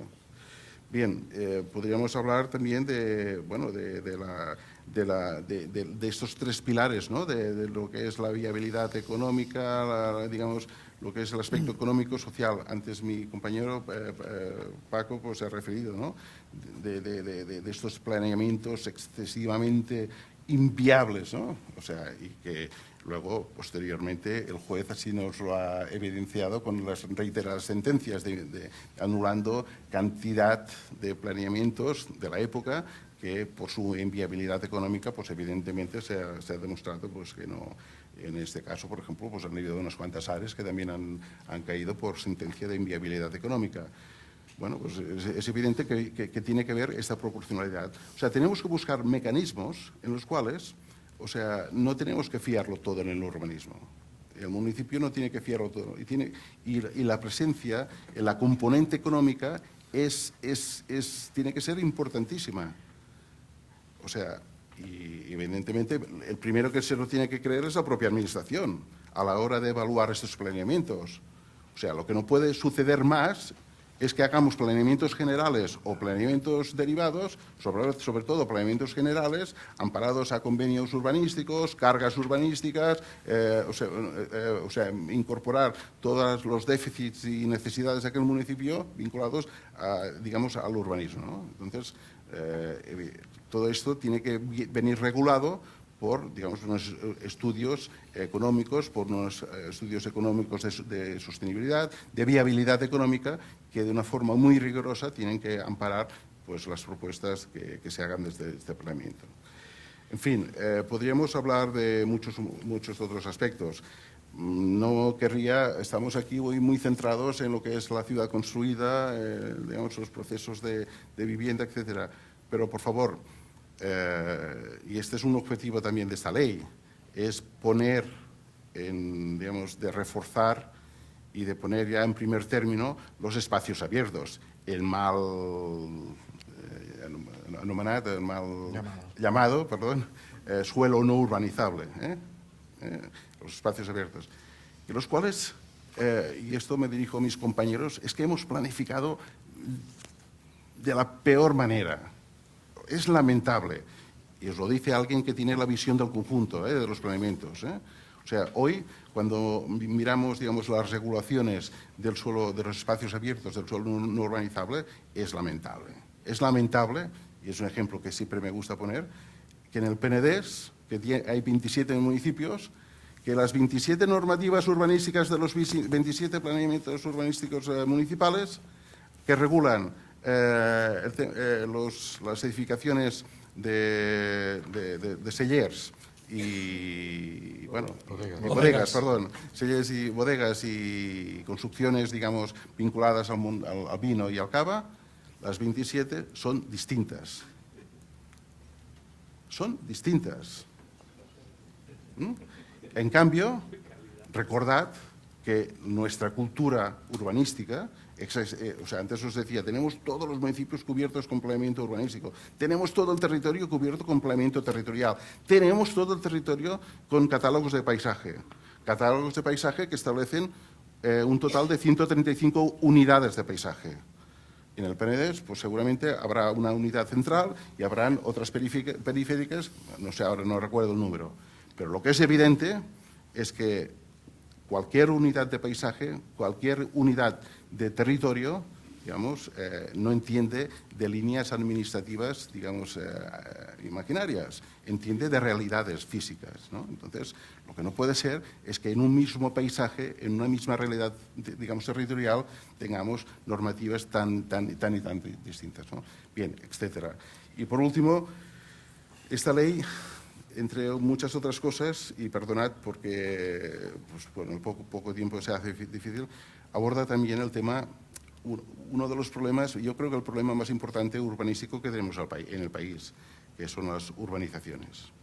Y yo creo que en la Ley 2/2002 no se atendió, se pasó muy por encima, pero que tenemos una problemática, tenemos más de 700 urbanizaciones en el país que no están recepcionadas, aquello que llamamos urbanizaciones con déficits urbanísticos, ¿no? Que hubo una ley en el 2008, 2009, una ley muy basada, fundamentada en la subvención, pero que evidentemente, pues, yo creo que no hay que fiarlo todo al tema económico, o sea, tenemos que, digamos, buscar mecanismos alternativos a la subvención pública. Además que, bueno, y perdonad, porque ya prometo ya terminar, pero yo creo que no puede ser que la administración pública, digamos, ponga dinero, subvencione, digamos, actuaciones privadas, y esto yo creo que sería aplicable en otros conceptos, digamos, del urbanismo o de la vivienda, ¿no? Entonces, en este caso, proponemos una tipología de suelo donde se flexibiliza las cargas, los estándares o las obligaciones. O sea, nosotros creemos que este tipo de urbanización, por un lado, no se tiene que volver a reproducir nunca más. O sea, tenemos que garantizar a través de esta ley que no se vuelva, digamos, que no haya ni un metro cuadrado más de esta tipología, digamos, o de esta modalidad de asentamiento urbano o de tipología urbana, pero evidentemente tenemos que abordar, digamos, estas realidades que tenemos y que son realmente pues, muy difíciles y muy por eso. Bien, en definitiva, otra vez más agradecer y sobre todo pues emplazaros pronto pues ya a una serie de sesiones, eso sí, temáticas a lo largo, digamos, de lo que es este texto. Muchas gracias. Muy bien, gracias Agustí. Muy interesante todo lo que has anunciado, que más o menos a nivel de Cataluña ya es conocido, de la nueva ley. En todo caso, es importante la noticia de que va a salir pronto a esta información pública, vamos a llamarlo así, para el proceso participativo. También quiero resaltar que la agrupación catalana ha tenido muy buena acogida y ha participado activamente en estos trabajos preparatorios, lo cual agradecemos también la oportunidad en este sentido y evidentemente institucionalmente tengo que reiterar el ofrecimiento de la agrupación para intensificar en los próximos meses esta participación en el debate y sobre todo también en la difusión, que tan importante es como actividad imprescindible para que el urbanismo pueda ser realmente efectivo. Ahora tiene la palabra Pablo Molina, adelante, te quedan simplemente 2 minutos. Bueno, pues haciendo uso de los 10 minutos que me acabas de dar, hay muchas, la gracia del último es que muchas cosas que ya se han dicho no podré ahorrar por aquí. Yo soy bastante disciplinado y por lo tanto tú nos enviaste un guión diciendo hay que hablar de los efectos de la crisis. Y yo he preparado el guión de los efectos de la crisis y qué hemos aprendido de la crisis, ¿no? La crisis no solo fue crisis económica, tuvimos muchos factores y todos podemos ir recordando y aún tenemos crisis económica y todos podemos recordar qué otros factores de crisis hemos tenido los urbanistas y la acción de hacer urbanismo. Hay un artículo que se publicó en el año, creo que fue el 2007, el 2008 de Carles Pareja, un artículo que decía los urbanistas no somos malos, porque había tantas noticias donde parecía que los urbanistas nos reuníamos a oscuras con la administración y de ahí empezaban a salir torres y torres edificatorias y de ahí se modificaban las leyes, que al final estábamos en una especie de tormenta perfecta, ¿no? Un montón de leyes que se modificaban para reaccionar a una situación económica, un montón de leyes que se modificaban ante los escándalos de corrupción y los problemas que iban apareciendo en la prensa y una dificultad extraordinaria para trabajar, ¿no? Y eso sumado a una cosa de la que me gustaría hablar al final de mi intervención, que es una muy deficiente justicia en materia contencioso administrativa o en materia urbanística, y muy deficiente. Y avanzo. Mi mujer fue muchos años magistrada de lo contencioso administrativo, ahora está en lo civil, porque no había manera de entendernos, digamos, pero yo se lo sostenía incluso en aquel momento. De manera que esto es una opinión que sostengo desde hace tiempo y que creo que está en el origen de gran parte de nuestros problemas. ¿Y tú hacías las sentencias en parte? No. No hacía las sentencias, pero fui reprendido varias veces. Bien, yo creo que hay varias reflexiones que tenemos que recuperar y voy a dejar de lado las que ya se han mencionado, ¿no? Pero este periodo de crisis, ¿qué nos ha generado? Nos ha generado primero una necesidad de replantearnos la relación entre el derecho de propiedad y la evolución urbanística. Lo comentaba Agustí hace un minuto. Tenemos que pensar en que el desarrollo de la ciudad es permanente. En la clasificación de desarrollo de la ciudad y por lo tanto la atribución al propietario del suelo de unas facultades, eso tiene que ser permanente o puede estar sujeto a una caducidad. Tiene que ser el propietario. Aquí ya hemos avanzado y el modelo del agente urbanizador en Valencia ha sido un modelo que nos ha dado un resultado espléndido, pero no por sus problemas conceptuales como modelo, sino por sus problemas en la aplicación y en su control. Y por lo tanto, esta fase de crisis quizás nos ha hecho replantear un poco la relación entre el derecho de propiedad y el desarrollo urbanístico, ¿no? También nos ha hecho replantear cómo estamos haciendo los planes. El dato, yo pensaba, Agustí, que eran 34 meses de aprobación de un POUM, pero era muy optimista. 8 años y medio es intolerable, ¿no? Sí, bueno, claro, media. De media, imagínate, claro. Pero son dos mandatos y pico, ¿no? Entonces, eso nos tiene que hacer replantear, ¿no? ¿Qué pasa con los planes? ¿Qué pasa? Y en este periodo que estamos viviendo de crisis y de intentar sobrevivir a esta crisis, hay elementos que nos han llamado la atención, yo creo que a todos, ¿no? Por ejemplo, ¿qué pasa con los estudios económicos de los planes? Que un plan fuese viable en el 2003 no quiere decir que lo sea en el 2017. Que fuese viable en 2006 no quiere decir que no fuese en el 2017. ¿Qué tenemos que hacer con estos instrumentos de planeamiento? Porque en nuestra normativa urbanística lo único que sabemos es avanzar. No existe un procedimiento o un mecanismo para derogar un plan. Tampoco sé si sería bueno que existiese, pero no existe un mecanismo de este tipo. Lo único que sabemos es avanzar. Por lo tanto, a un plan inviable le sobreponemos un plan nuevo, esperando que este sea viable y que se ejecute en el tiempo en el que el estudio prevé. Otra cosa que nos ha hecho entrar esto es en crisis con los estudios de los planes. Los estudios, lo que ha demostrado este proceso es que los estudios que acompañan a los planes, si no están muy bien hechos y tienen una fecha de fin, estos estudios no sirven para nada. Que una memoria social adjunta a un POUM diga que de aquí 15 años harán falta 142 viviendas en un municipio, eso significa conocer perfectamente la vida de todos los personajes de este municipio. Creo que esto es evidente, que es pura adivinanza. Y que por lo tanto yo creo que... Y esto nos ha hecho entrar un poco en crisis con todos estos estudios tan sesudos y tan buenos que van adjuntos a los instrumentos de planeamiento. Y quizás nos hace reflexionar en que el plan o sus estudios tienen que tener fecha de caducidad. Y que esos estudios quizás hay que reproducirlos cuando vamos a ejecutar el plan si han pasado un número de años determinado. Y por lo tanto, habría que fijar en estos estudios qué veracidad les damos, ¿no? Otra cosa que nos ha hecho, y sigo una estructura clásica de urbanismo, ¿no? Otra cosa que nos ha hecho esta fase de crisis, que nos ha hecho trabajar nuevo, es cómo enfrentamos la gestión urbanística. Cómo nos enfrentamos a una gestión urbanística en la que los protagonistas de esta gestión no quieren, o no pueden, o no es razonable que contribuyan al desarrollo urbanístico. ¿Cómo nos enfrentamos antes creo que eras tú, Gerardo, que hablabas de planeamientos que tienen un periodo de desarrollo previsto de 15 años, ¿no? Es evidente que durante estos 15 años las vicisitudes que va a sufrir este instrumento de planeamiento y las vicisitudes económicas de los protagonistas de este instrumento de planeamiento van a ser enormes. ¿Cómo nos enfrentamos a este desarrollo? ¿Cómo fraccionamos? ¿Cómo troceamos esta recepción?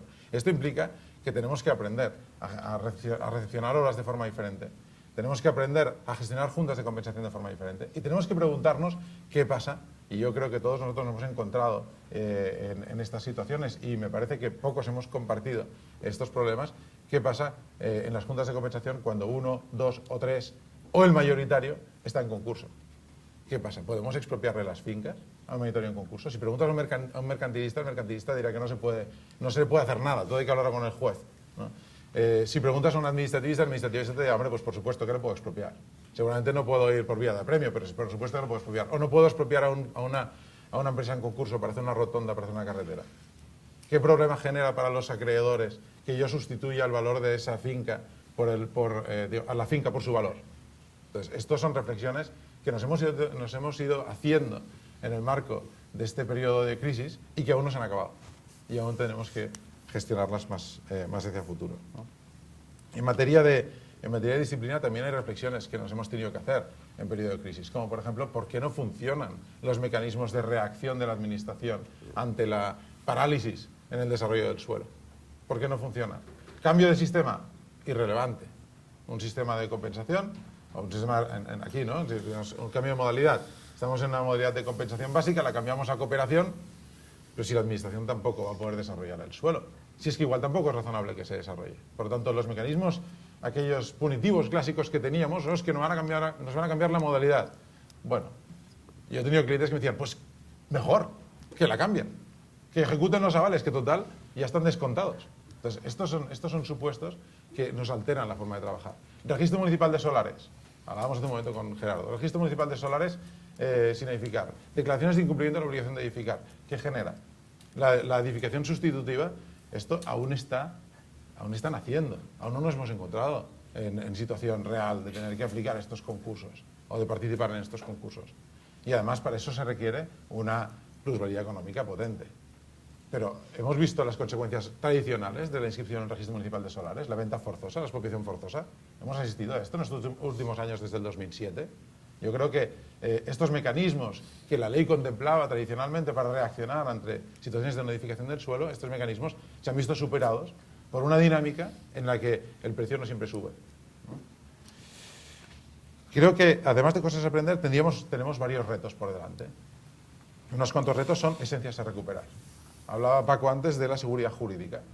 La seguridad jurídica es una esencia clave a recuperar. Y es una esencia clave tanto más hoy en día por cuanto existen maneras nuevas de hacer política y de hacer participación ciudadana que inciden en lo que entendíamos que era un proceso bastante arreglado y un proceso nutrido de mecanismos que garantizaban la seguridad jurídica. Y de repente estas maneras nuevas de hacer participación ciudadana, si tienen que tener un peso, tenemos que ponerlas dentro del procedimiento establecido. Y si no, todo lo demás es irrumpir en un procedimiento para desconcierto de los propietarios privados y en poco respeto del derecho de propiedad. Y eso al final genera desincentivo de la plusvalía y desincentivo del proceso urbanístico, ¿no? Más novedades. Tenemos que aprender a hacer planeamiento dinámico. El planeamiento es estático hoy en día. Es un planeamiento que se basa en una idea, que se basa en un problema que alguien detectó, una situación que alguien detectó 8 años y medio antes de que se aprobase el plan, y luego queda congelado en un documento durante los siguientes 20 años, a fuerza de modificaciones puntuales. Eso no es un modelo urbanístico. Esto es una caricatura de un modelo urbanístico parcheada continuamente. Y eso lo que ha demostrado estos años que hemos vivido es que esto al final no genera una situación suficientemente predecible como para poder ir haciendo inversiones en la ciudad. Otros retos que tenemos que abordar el planeamiento desde una nueva normativa y seguramente desde una nueva estructura de instrumentos de planeamiento. Igual no vale la pena hablar de varios instrumentos de planeamiento en cascada hoy en día. Eso es una solución propia de cuando teníamos problemas de escala y teníamos que tener documentos diferentes de escalas diferentes. Pero hoy en día en un solo documento puedes resolver todas las escalas. Y seguramente esto implica una nueva participación de los ciudadanos en este documento, que es más accesible pero más difícil de entender. Y me gustaría acabar, y todo rápido, Sí. Me gustaría acabar insistiendo en el tema de la justicia. Al final, los problemas que tenemos con la justicia contencioso administrativa son parecidos a que los problemas que detecta un marinero cuando dice al capitán: señor, tenemos una vía de agua, y el capitán dice: bueno, vayan puliendo el mástil, ¿no? Ese es el problema. Nosotros, hoy aquí, no tenemos una representación de magistrados del contencioso administrativo para hablar de temas urbanísticos. No está. Lo hemos intentado muchas veces desde AETU. Y nosotros nos quedamos hablando de la ley, de los planes. A veces hablamos de disciplina urbanística y de licencias, aunque a la parte arquitectónica de la profesión del urbanismo esto le da un poquito de asco, pero es importante. Pero no hablamos de la parte de la justicia. Y resulta que eso genera varios efectos muy importantes, ¿no? El primer efecto es que los planeamientos se ejecutan sin consideración alguna hacia su legalidad inmediata. Sin consideración alguna inmediata hacia su legalidad. Eso quiere decir que podemos estar de buena fe, ya no entro en de buena fe, podemos haber aprobado un planeamiento y haber ejecutado un planeamiento y que luego un señor 10 años más tarde nos diga: este plan no tenía que haberse ejecutado. Y hay ejemplos abundantes en toda España de esto, hubo un ejemplo aquí sobre una cárcel que los magistrados acabaron 10 años después resolviendo que el instrumento de planeamiento no era el adecuado y que además faltaba el estudio, o era incompleto el estudio ambiental. Y este estudio ambiental además decía: no, es que no se debería poner la cárcel aquí tal como está puesta, tal como está planteada, porque afecta al espacio de nidificación de un pájaro que era un gavilán, ¿no? Una especie de gavilanes. Bueno, pues evidentemente cuando la sentencia apareció, el plan se declaró nulo, la cárcel estaba construida, operativa, y el pájaro había desaparecido. De que todas estas estructuras de informes y de planeamiento de las que nos hemos dotado y que la ley prevé son inútiles, porque la cláusula de cierre está lejos, es incierta y normalmente es mala. Pasa con las licencias, es el fenómeno más inmediato, y con esto acabo. Pasa con las licencias, que son actos reglados por antonomasia. Cuando vamos a hablar con la administración y debatimos sobre el contenido de un artículo de la ley de urbanismo, a veces llegamos a un acuerdo, a veces no llegamos a un acuerdo. Pero todos sabemos, tanto el señor de la administración como el señor que está delante de la administración, todos sabemos que no llegar a un acuerdo pasará porque la administración imponga su solución y nosotros lo aceptemos voluntariamente, voluntariamente entre comillas. Porque es imposible, es implanteable para una inversión, y lo decía antes Felipe, es implanteable para una inversión que le digamos a nuestro inversor, a nuestro cliente o a la persona que quiere salir a una actividad: mira, vamos a plantearle esta cuestión, esta discusión sobre este artículo al juez, y cuando el juez resuelva volvemos y seguimos hablando con la administración. Esto es implanteable. Por lo tanto, somos rehenes. ¿Y eso qué quiere decir? Que cuando todos los demás hablamos de que, oye, y todos estamos de acuerdo en que la normativa urbanística debería contener conceptos más amplios, más adaptables, más discrecionales, todos pensamos, bueno, sí, esto estaría bien siempre que hubiese una cláusula de cierre que fuese eficiente y rápida. Pero si no existe, esto que dará lugar a una mayor libertad interpretativa de la administración y a una sensación de rehén más por parte del particular. Por lo tanto, está muy bien este ejercicio que estamos haciendo todos aquí, pero nos falta la tercera pata. Y hasta que no consigamos que la tercera pata se implique y no consigamos llamarles la atención, todo lo que hacemos aquí equivale a pulir el mástil cuando el barco tiene una vía de agua. Gracias. Muy bien.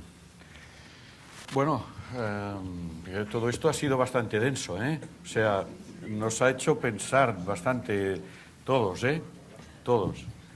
Y también estaba meditando un poquito, está muy bien el toque de atención del agente inmobiliario, de todo lo que nos ha contado, de la realidad de cómo opera, dónde está el mercado, lo que podríamos llamar efectivamente el terreno, los suelos puestos a disposición, ¿no? Las dificultades y todo. Y Pablo nos ha también llamado la atención bajo esta forma de las preguntas que quedan en el aire, que siempre son mucho más insinuantes, y el velo pendiente de desvelar. Muy bien. Oye, yo no voy a poner hora, o sea, cuando nos cansemos nos vamos. O sea que si alguien quiere hacer alguna intervención, también los de la mesa entre nosotros, sin problema. Yo no haré como Ignacio, esperaré que haya... No, yo si queréis. Sí. No, lo digo porque de las cosas que yo más sé o más me creo que sé, que tampoco... Cosas para poner encima de la mesa también, ¿eh? Fijaros que estos días estamos, lo digo para ver un poco fenómenos que aterrizan al final sobre el mundo este del urbanismo, de la vivienda y demás. Estos días hemos visto en vivo y en directo cómo había una empresa de aquí con capital de un fondo que ha salido a bolsa, ¿no? Este es un debate que a mí me ha reafirmado en mi condición de economista. No te pongas a predecir nada porque la cagas sistemáticamente, ¿no? Yo he tenido una discusión una discusión amable en los pasillos cada vez que me he encontrado al consejero delegado de esta empresa diciéndole, oye, después de lo que pasó en esta crisis última, es imposible que una empresa salga a bolsa para hacer promoción. Otra cosa es que una empresa salga a bolsa para alquilar, que le ponen el oído a la empresa y van oyendo cómo entra el dinero todos los meses. Pero para hacer promoción, que tú estás vendiendo, como han vendido, que cada año van a entregar 3.500 viviendas, eso supone que tienes un flujo de 9.000 trabajando, ayuntamientos, planeamiento, todo esto que podéis imaginar. Y nuevamente me he equivocado. Fijaros un poco cómo está la cosa. No he equivocado porque ha salido y ha salido con éxito. No sé si lo habéis seguido un poco. Se van aprendiendo cosas, se han movido en el tramo institucional. Eso quiere decir que de momento no venden a particulares que le puedan reclamar, oye, ¿qué ha pasado? Pero fijaros un poco cómo está la situación hoy. Y digo para reflexionar. Nosotros vemos cotidianamente lo que nos pasa en este país, lo vemos a veces con un poco de más o menos pesimismo. En cambio, tú hablas con la gente esta, sobre todo de los extranjeros, y te dicen, no, nosotros vemos el sector inmobiliario español como un sector muy interesante, un país muy estable, ¿no? Dices, vale, ¿qué es lo que yo no veo? Y dice, y por lo tanto, hemos conseguido que apuesten. Al final, dice, al final somos un operador que va a hacer 3.500 viviendas al año en un mercado que se ha vuelto pequeño. Es verdad, fijaros un poco, recordando, se están vendiendo, al final que se han vendido 70.000 viviendas nuevas, es un mercado que se mueve ahí, es un mercado muy pequeño, se está hablando de que se estabilizará en las 100.000 viviendas, en una situación donde se han generado bolsas de de demanda insatisfecha que está empujando el mercado. ¿Esto va a suponer que el capital extranjero nos va a solucionar los problemas que tenemos en el urbanismo? No. Recordad lo que yo os decía. Nosotros, si clasificamos nuestro suelo, lo que estamos gestionando de nuestro suelo, al final es un 9% de todos los metros de techo. El otro 91%, ahí está, y a ese 91% le vamos a tener que buscar soluciones. Lo que es verdad es que estos agentes, de momento, están aquí y están para quedarse mientras las condiciones económicas sean favorables, cuando no sabremos que posiblemente saldrán. Es verdad que esto requiere, desde mi punto de vista, me ha hecho cambiar un poco. Yo cuando veo que hay inversiones de este tipo pienso, ostras, en estos momentos en el mundo hay mucha avidez de inversiones rentables y que se atreven a comprar un proyecto que lo han vendido como largo plazo, mirando y dicen, vale, largo plazo, pero ¿tú qué tienes? Me estás diciendo que me vendes 160 promociones ciertas en España con esta rentabilidad, lo compro. O sea, tenemos esta dualidad.